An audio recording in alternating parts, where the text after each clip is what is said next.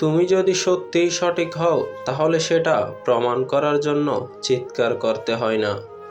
কারণ সত্য কখনো শব্দের ওপর নির্ভর করে না, সেটা নিজের শক্তিতেই দাঁড়িয়ে থাকে। অনেক সময় আমরা তর্কে জিততে চাই, মানুষকে বোঝাতে চাই আমি সঠিক। কিন্তু ভেবে দেখো, এতে কি সত্যিই কিছু বদলায়? না, বরং সম্পর্ক নষ্ট হয়, মন দূরে সরে যায়। বুদ্ধিমান মানুষ জানে সব জায়গায় নিজের সঠিকতা প্রমাণ করতে হয় না। কিছু মানুষ বুঝবে না, তাদের বোঝানোর দায়িত্ব তোমার না।